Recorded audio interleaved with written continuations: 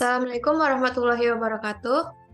Selamat pagi Bapak Iqbal Maulana selaku dosen mata kuliah Aljabar Linier dan juga para audiens yang berbahagia. Pertama-tama marilah kita panjatkan puji syukur kehadirat Allah Subhanahu wa taala karena telah memberikan rahmat sehingga kita dapat berkumpul di ruang Zoom hari ini. Saya Amalia akan bertugas sebagai moderator yang akan memandu kegiatan presentasi kali ini. Materi akan disampaikan oleh kelompok 6 dengan judul Aplikasi Vektor Satuan dalam Kehidupan Sehari-hari yang diambil dari makalah dengan penulis Fitria dan Iwan Kusumawardana dari FKIP Universitas Singapura Bangsa Karawang. Adapun anggota kelompok 6 yang akan memaparkan materi yaitu yang pertama Aji Arayan Surya Putra, lalu yang kedua Amalia, dan yang ketiga Eki Ramadan. Baik, langsung saja kita mulai ke sesi yang pertama, yaitu sesi pembukaan. Sebelum memulai presentasi ini, marilah kita mengucapkan basmalah bersama-sama. Bismillahirrahmanirrahim. Selanjutnya, saya akan membacakan daftar isi atau subbab yang akan disampaikan pada presentasi hari ini. Yang pertama ada bab 1, yaitu pendahuluan, dan yang kedua ada bab 2, yaitu hasil dan pembahasan. Selanjutnya, bab 3, yaitu simpulan dan saran. Dan yang keempat, yaitu daftar pustaka. Untuk bab yang pertama, yaitu pendahuluan.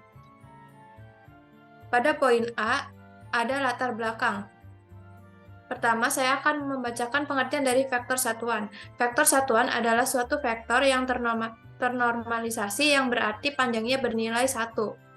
Vektor satuan sangat penting dalam penerapannya dalam kehidupan sehari-hari. Biasanya dalam matematika dipelajari hanya sebuah materi, namun jarang sekali kita memahami pengaplikasiannya atau implementasi vektor dalam kehidupan sehari-hari.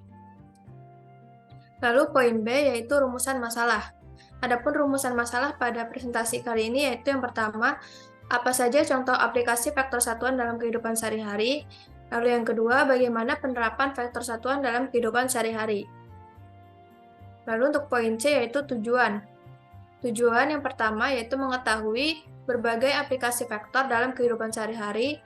Lalu yang kedua, memahami penerapan vektor dalam kehidupan sehari-hari. Untuk poin D yaitu manfaat. Manfaat yang pertama adalah memperoleh pemahaman aplikasi vektor untuk kehidupan sehari-hari.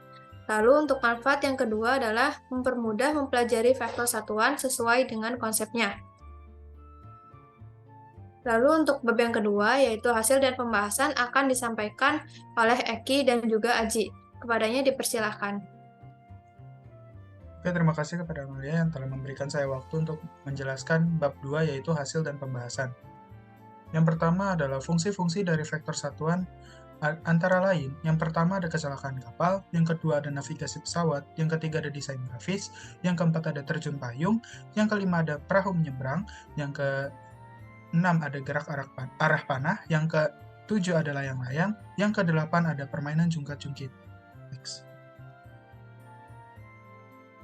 Yang pertama, kecelakaan kapal.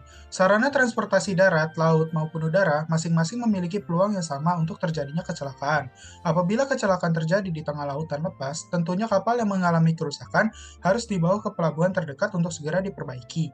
Untuk menarik kapal tersebut, dibutuhkan 2 buah kapal dengan dilengkapi kawat baja, agar kapal dapat berjalan sampai ke pelabuhan yang dituju, dan posisi kapal selama perjalanan tetap stabil, besar gaya yang dibutuhkan oleh masing-masing kapal, penarik, dan sudut yang dibentuk oleh kawat baja harus diperhitungkan dengan cermat.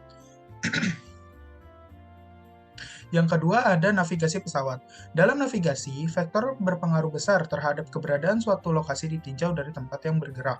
Teknologi ini disebut Global Positioning System atau GPS. Vektor sangat berperan penting dalam navigasi. Contohnya vektor yang digunakan untuk sistem navigasi pesawat terbang. Semua pesawat terbang dilengkapi dengan sistem navigasi agar tidak tersesat dalam melakukan penerbangan.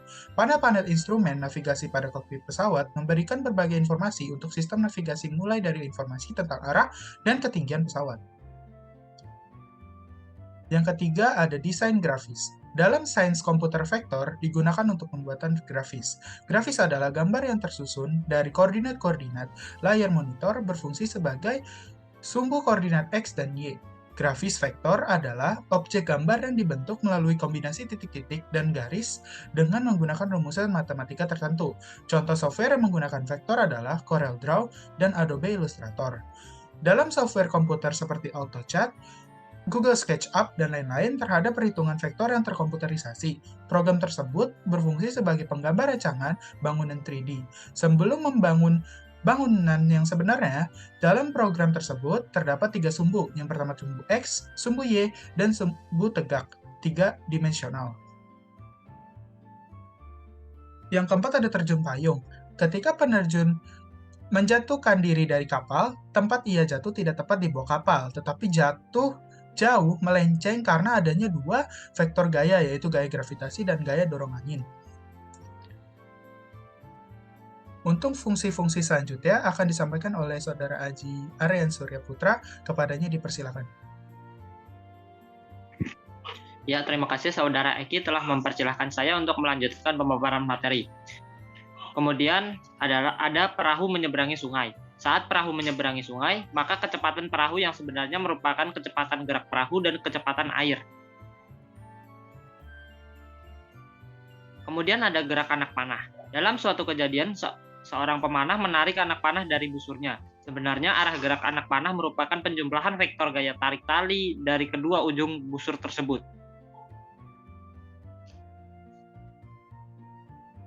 Selanjutnya ada layang-layang. Metode vektor juga diaplikasikan terhadap seseorang sedang bermain layang-layang, sehingga arah layang-layang yang sedang terbang tidak lurus terhadap orang yang memegang tali layangan. Dengan demikian, orang tersebut dapat melihat layangan lebih jelas karena ada pengaruh vektor. Kemudian ada jugat-jugit. Pada saat seorang anak bermain jugat-jugit pada bidang miring menggunakan gaya vektor, sehingga anak tersebut tidak jatuh dari bidang miring tersebut. Nah, untuk pemaparan materi bab 3, simpulan dan saran, saya serahkan kepada Saudara Amalia. Kepadanya dipersilakan. Baik, terima kasih kepada Eki dan juga Aji yang telah memaparkan materi sebelumnya. Selanjutnya saya akan memaparkan bab ketiga, yaitu simpulan dan juga saran. Vektor satuan dapat digunakan dalam kehidupan sehari-hari seperti di transportasi darat, laut maupun udara, dalam navigasi, sains komputer, perahu menyeberangi sungai, panahan, komputer navigasi yang digunakan pilot, permainan jungkat-jungkit, dan lain-lain. Selanjutnya daftar pustaka. Adapun sumber dari makalah ini yang pertama adalah Wikipedia, yaitu vektor satuan from Wikipedia http://id.wikipedia.org/wiki/vektor_satuan. Lalu yang kedua yaitu R. Spiegel Murray, analisis vektor dari Jakarta, yaitu buku Erlangga. Baik, terima kasih. Rangkaian acara presentasi dari kelompok 6 telah selesai. Saya ucapkan terima kasih kepada kelompok 6 yang telah memaparkan materi. Mari kita tutup kegiatan pada pagi ini dengan membaca hamdalah.